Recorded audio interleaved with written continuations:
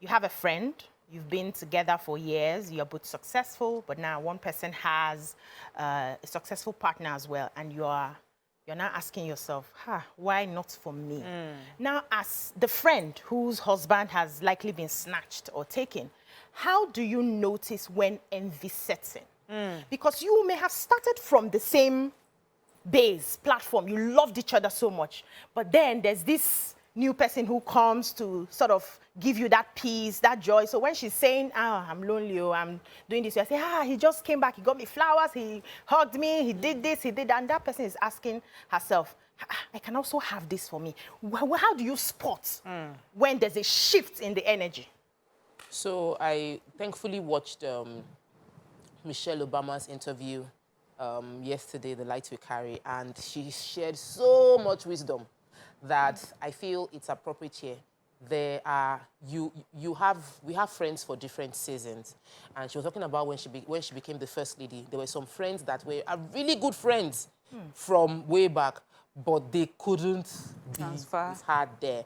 She said so the oxygen gave out. They didn't have enough oxygen to come that high, and she knew that she was representing a generation. They could not afford to mess up, so she didn't want. I must not mess up. My husband must not mess up. My friends must not mess me up. So she said she used the word slow ghost. That she slowly ghosted them.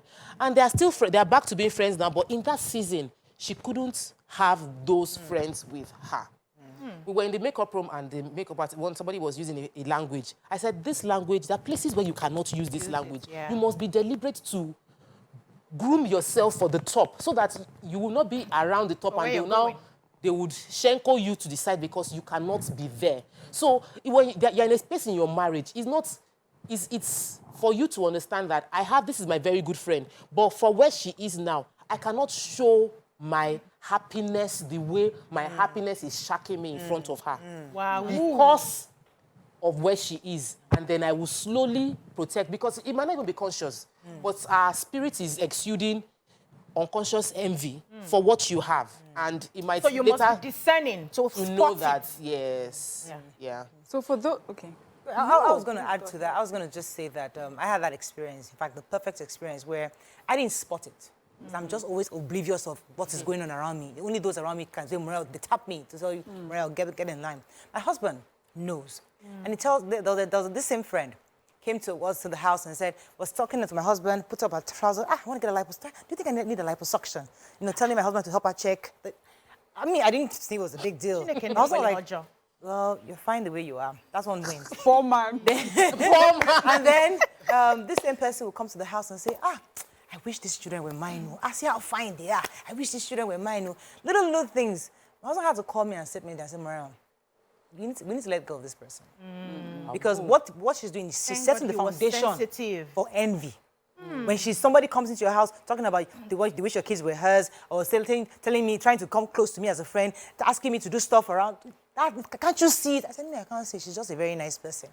He was the one that severed that relationship. Person probably thinks today that I'm the one that... It was him.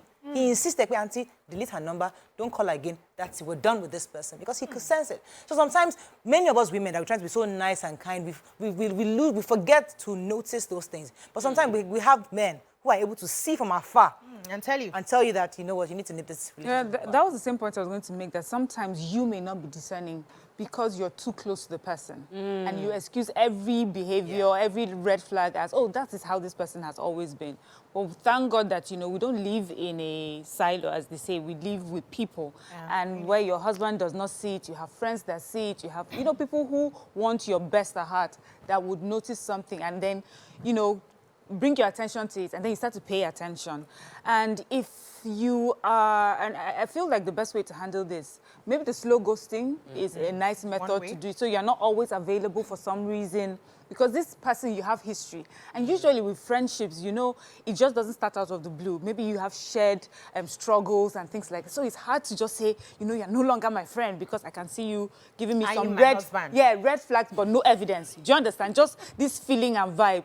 So it will be, give little excuses here and there. And if the person is open-minded, if you can have a conversation, but not everybody is, but mostly I think that's slowly just giving that person space. And also some people are discerning of themselves and self-aware that they will give you space. They will now realize, oh, I find myself wanting what she has and, you know, wishing it was me, and I don't think it's giving off great energy. You find your friend that is leaving you and you're wondering why. They would never tell you, but they have noticed that this is what is happening to them, and so they'll give you space too. They are protected. So in having those kind of friends, your antenna has to be very high. I can see you from afar. There was somebody I was seeing one time, and I was talking to my husband about it. He will act like he's not seeing, whether he's seeing or not. He will just say he's not seeing.